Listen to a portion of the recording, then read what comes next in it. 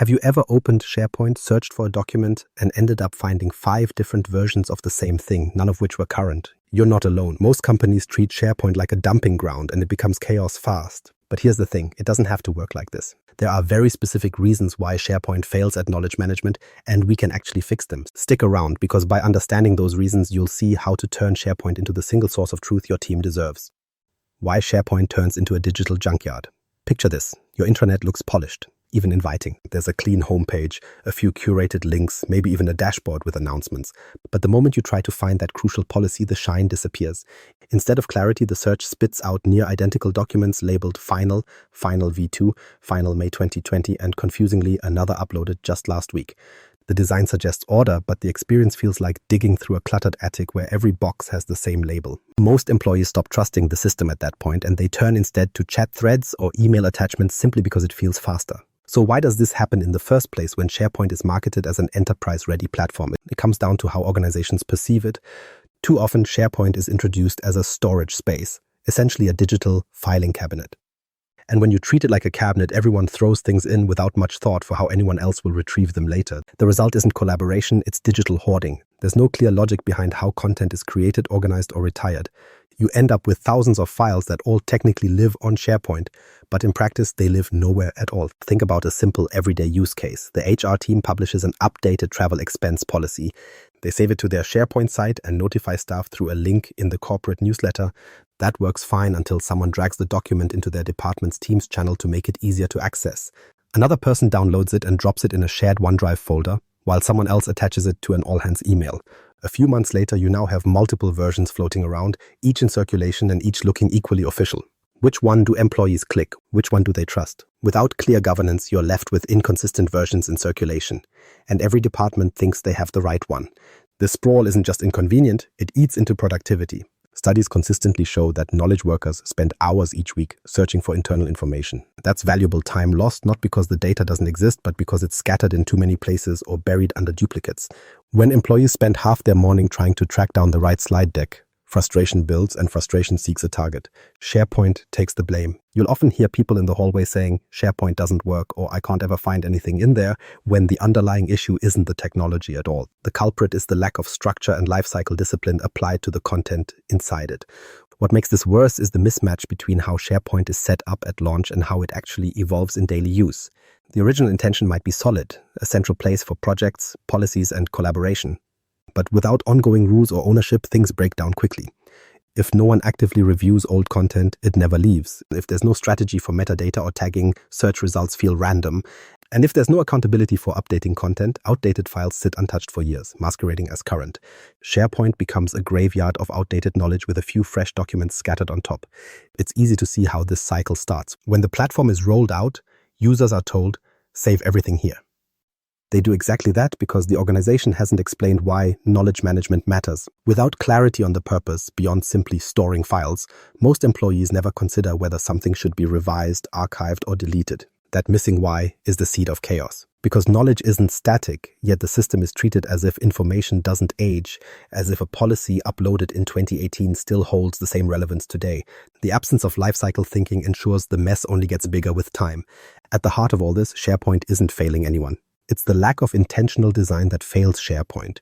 The platform offers powerful tools for content structure, governance, and lifecycle management, but if those aren't used, you'll never see the benefits. It's like installing shelves but never organizing what goes on them. Without a system, the tool can't save you from yourself.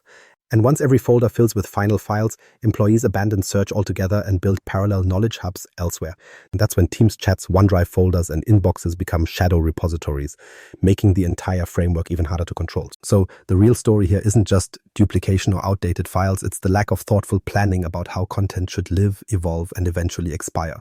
Until those decisions are owned and executed, the system keeps collapsing under its own weight. Which raises the question, if the mess originates in how SharePoint is set up, what would a functional, intentional version of it look like? The core ingredients of a functional knowledge platform. If SharePoint feels less like a workspace and more like a labyrinth, the issue isn't necessarily the corridors, it's the missing map that should guide you through them.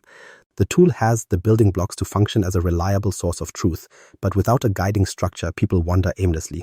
What sets a functioning SharePoint apart from the digital junkyard version is not more tools, but the way those tools are arranged around clarity, consistency, and control. Think of it less as adding another wing to a house and more about installing doors, signs, and pathways so you can actually move around inside. The first piece people usually underestimate is navigation. A homepage alone can't carry the weight of guiding thousands of files, projects, and updates. Navigation has to be logical enough that someone without training immediately understands where to click. It should mirror how teams actually talk about work. Instead of deep folder hierarchies that bury information, a menu that highlights topics makes the system approachable. For a new employee, the experience of opening SharePoint should be closer to walking into a clear reception area than hunting through an unfinished basement. The entire point is to remove friction so users don't just rely on links shared in chat messages. But even with clear navigation, a second principle matters just as much: content lifecycle.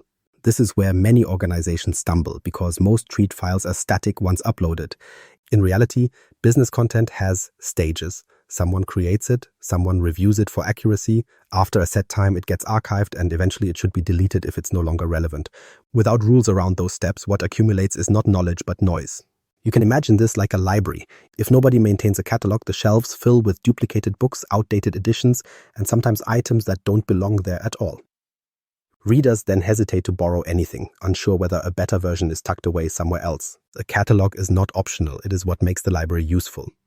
Now, lifecycle rules might sound heavy, but SharePoint gives methods to make them practical. Documents can be tagged with expiration dates or flagged for review. Automated reminders prompt owners to verify whether content should remain active. Some organizations even connect workflows that automatically move files into archived folders after a certain time. This approach shifts responsibility from employees trying to remember manual cleanups to a system that nudges them before chaos sets in. The third ingredient, often ignored, is metadata. Many users stick to folders because they're familiar, but folders aren't flexible. Metadata allows information to carry meaning beyond its storage path. Tag a document with details like department, topic, or approval status, and suddenly search works with precision. Think about a project charter. When it's tagged with both project name and status, a search can display only the approved versions. Without metadata, search is almost blind. With it, SharePoint becomes closer to a real knowledge engine. This is also where features like hub sites or modern search come alive because they draw on that metadata to organize and surface relevant material. All of these choices are not just technical housekeeping. They determine how well SharePoint supports future tools like AI copilots. If content lacks clear structure or metadata, AI systems can only return inconsistent results. They might surface outdated policies or irrelevant files, which undermines trust in the entire platform. On the other hand, with structured data and lifecycle discipline, queries to Copilot can pinpoint the approved document version in seconds. The preparation determines whether AI will amplify confusion or clarity. That business impact goes well beyond knowledge management. It affects compliance, productivity, and decision-making speed across the organization. If we simplify all of this down to its essentials, a functional SharePoint ecosystem rests on three anchors. First, navigation that makes sense to real people, not just to system admins. Second, lifecycle practices that ensure content stays fresh by design rather than chance. And third, metadata that transforms piles of files into organized, searchable knowledge. These components don't require advanced coding or extra licenses. They require focus and discipline in how the platform is built and maintained. So while it might be tempting to look for the next shiny feature release, none of those new tools will matter if the basics aren't in place. SharePoint doesn't need to be reinvented with every problem that surfaces. It needs the organizational equivalent of a map, a catalog, and a housekeeping routine. When those are present, the platform stops feeling overwhelming and starts functioning like the reliable foundation it was intended to be. But of course, identifying the core ingredients is only half the picture. The harder part is making them stick long-term, which raises the next challenge. How do you turn these principles into everyday practice so that 6 months from now, your SharePoint doesn't fall back into the same mess? From chaos to clarity, how to actually fix it. Imagine this. Your organization kicks off a SharePoint cleanup. IT redesigns the homepage, adds sleek visuals, and even updates the navigation menu. Everyone gets a quick demo, and for a while it seems like things have finally turned around. Then, half a year later, the complaints return. Search results feel broken again, outdated documents surface in meetings, and people are sharing links through Teams because it's easier. What happened? The technology was refreshed, but the messy behaviors that caused the problem never changed. This is where the real challenge hides. Technical fixes on their own rarely last because the deeper issue is organizational. SharePoint can support governance, but it can't enforce culture. If employees still treat it like a dumping ground, then a redesigned homepage only delays the inevitable. A functional knowledge system needs more than structure. It needs ownership, training, and a clear set of rules that guide how people interact with content. Without these, even the best features collapse under everyday habits. Think about governance. It sounds abstract, but it really comes down to answering specific questions. Who decides how new documents are stored? Who gets notified when a policy hits its expiration date? Who is responsible for verifying that a document in the HR site really is the latest approved version? If those questions aren't answered, the burden falls on whoever happens to upload a file, and consistency dies quickly. Clear ownership is what separates a working site from a short-lived experiment. Let's take a practical example. The finance department sets up a sub-site for quarterly reports. It works smoothly for a year. Then the manager who set it up leaves, and with them goes all the informal knowledge of how the folder structure is organized. The new team inherits a site full of files but no guidance. Reports get stored in different places, the naming conventions change, and within months, the library becomes confusing. Without defined ownership or documented processes, turnover erases the structure, and the cycle of chaos begins again. This is why governance cannot just be an IT checklist. It has to be embedded into the way departments operate. Approval workflows are one way to relieve the manual load. Instead of relying on memory or nagging emails, a workflow can route a policy for sign-off before it's published, ensuring only reviewed content makes it to the front end. Expiration dates can be built into libraries so that files automatically flag for review after a set period. Even something as simple as scheduled prompts reminding owners to archive outdated documents creates a rhythm of upkeep that keeps knowledge fresh. Of course, no technical safeguard works if people don't adopt it. Training matters as much as workflows. Employees need to know not only how to upload content, but why they should follow a certain naming convention or tagging system. Onboarding new staff should involve SharePoint basics the same way it covers email or Teams. Simple guides or walkthroughs embedded into the platform itself can reinforce correct behavior at the point of action instead of depending on one-time workshops that fade from memory after a week. Adoption also benefits from departmental champions, people who understand both the local needs of their team and the overall structure of SharePoint. These champions bridge the gap, answering questions, guiding usage, and reinforcing habits. Over time, automation and champions together reduce the manual weight on employees. Once staff experience fewer frustrations, like never having to second-guess if they have the latest version, engagement grows naturally. It stops feeling like compliance and starts looking like convenience. The reality is that SharePoint won't fix itself by technical upgrades alone. A refresh lasts only as long as habits stay aligned, and habits shift constantly. Success comes from embedding governance, ownership, and training into everyday business, not as an extra project, but as part of how work gets done. When workflows handle approvals, when owners are accountable, when staff know where to go for answers, the system doesn't drift back into chaos. So the takeaway here is clear. Fixing SharePoint is never just an IT project. It's a combined effort where governance sets the rules, automation handles the routine, and training makes it usable for everyone. Only then does the platform move from storage space to a trusted system for knowledge. But focusing only on cleanup is still a limited approach. What if instead of patching the mess, we started picturing SharePoint in its ideal form? The ultimate single source of truth the entire organization trusts. The one point of truth, imagining what's possible. What if every single team in your company, from HR to engineering, could open SharePoint and know with absolute confidence that they were looking at the one approved up-to-date version of the truth? Not a version tucked away in someone's OneDrive, not a file that was forwarded by email last year, but the actual document that everyone can trust. That idea might sound almost utopian compared to how most organizations use it today, but that is precisely what turning SharePoint into a one point of truth is about. It's still SharePoint under the hood, but configured and maintained in a way that the noise is filtered out and the signal is unmistakable. The reality right now is pretty far from that vision.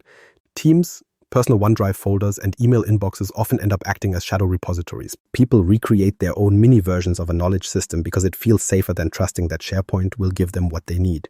Once that happens, the trust in SharePoint erodes. Employees stop searching there first, and the platform's role as a knowledge hub weakens. It becomes easier to just ask a colleague for the latest file and share links in chat.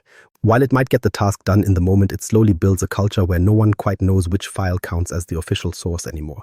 Imagine instead that you're a project manager about to present a plan to leadership. In many workplaces, that task begins with an anxious half hour of searching multiple folders, dredging through Teams channels, or combing your inbox for the right attachment. You're never quite sure if the one you just opened is approved or not. In a one point of truth environment, that anxiety disappears. You'd log into SharePoint, type the project name, and instantly see the only approved and most recent version. You'd open it, confident that the document has been validated through the proper workflow, reviewed by its owner, and tagged as current. There's no guessing game, no silent fear that you're walking into a meeting with outdated data. That shift from doubt to confidence changes not just productivity, but also the culture of decision-making across the organization. This isn't some unreachable fantasy reserved for a demo stage. It's exactly the type of environment modern AI tools need in order to work well. Take Microsoft Copilot, for example. If your SharePoint is messy, duplicates everywhere, outdated files without clear status, missing metadata, Copilot can't distinguish noise from truth. It may surface a 3-year-old policy or the wrong draft of a strategy paper. That misstep only fuels the cycle of distrust further. On the other hand, if SharePoint is built with lifecycle rules, clear ownership, and metadata discipline, AI tools can respond with confidence. Copilot can deliver the right answer to a question in seconds because it has a clean, validated knowledge base to draw from. The shift is not only technical, it's emotional. Think about how many hours employees lose every week looking for documents. Those aren't just wasted minutes. They represent frustration, broken focus, and stalled momentum. Now picture an environment where staff stop wasting energy hunting for information and instead channel it into making faster, better decisions. Meetings run smoother because everyone is literally looking at the same page. Compliance risks go down because outdated policies aren't circulating in hidden folders. Teams spend less time asking where is that file and more time asking what can we build next. From a business perspective, the benefits are obvious. Productivity climbs because people aren't reinventing the wheel each time they search. Compliance improves because you have visibility into which documents are current, archived, or pending review. Knowledge sharing strengthens because everyone can navigate the system without needing a direct link to the right file. These outcomes are not side effects. They are the actual return on treating SharePoint as the one point of truth. It becomes more than a repository or even a collaboration tool. Managed correctly, it turns into the organizational brain, where validated knowledge is stored, discovered, and acted upon. That transformation is the difference between SharePoint drowning in clutter and SharePoint becoming AI ready. When the content is structured and trustworthy, the platform doesn't just hold documents, it reinforces the flow of decisions. It provides the foundation from which every new idea, project, and compliance requirement can launch without hesitation. So the real question is less about whether SharePoint can do this and more about whether organizations are prepared to treat knowledge the way they would treat electricity, networking, or any other critical infrastructure.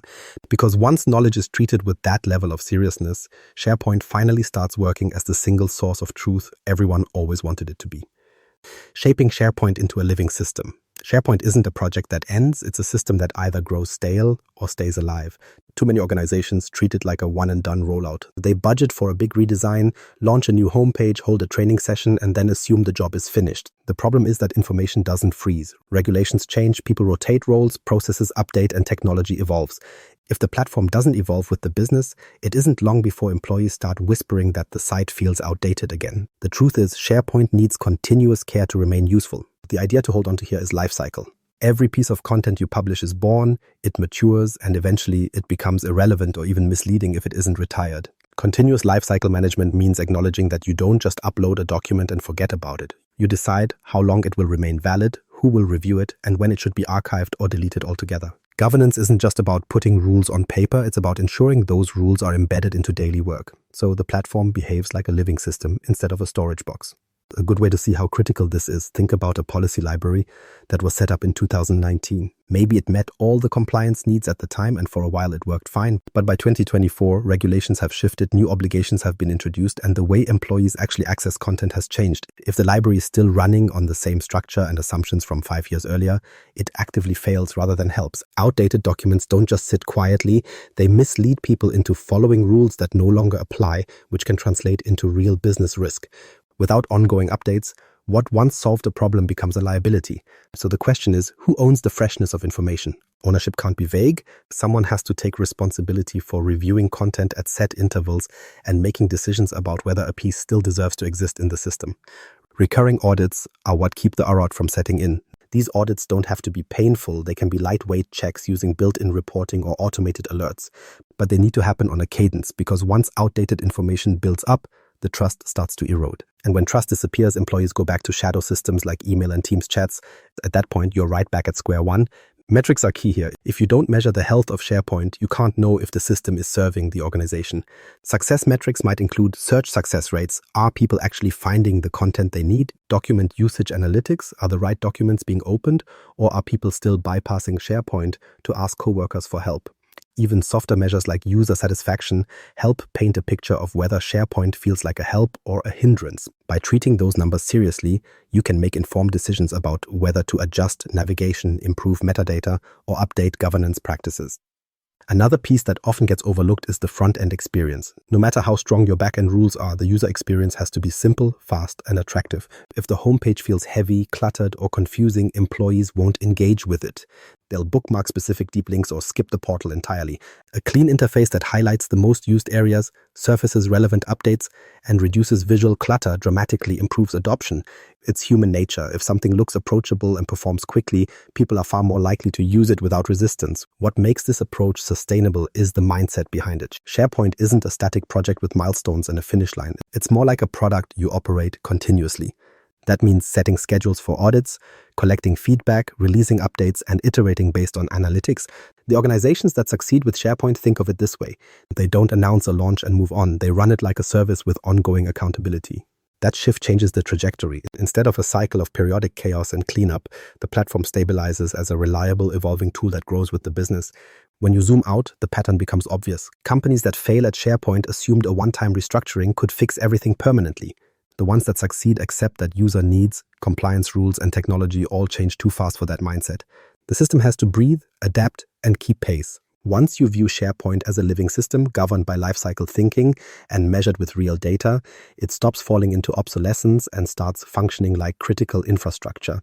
And that brings us back to the bigger takeaway. SharePoint's struggles aren't really about the platform itself. They're about the choices organizations make in how they treat knowledge. SharePoint doesn't fail companies. Companies fail SharePoint when they skip structure, ignore ownership, and forget lifecycle management. The platform has the features, it's the way it's treated that makes the difference. If no one owns content, if reviews don't happen, and if navigation is left to chance, employees will always blame the tool instead of the missing design. The call here is simple. Treat SharePoint like your organization's nervous system. Build it carefully, maintain it continuously, and trust it consistently. Imagine opening it tomorrow and smiling, not because it's pretty, but because it's finally the easiest place to find truth.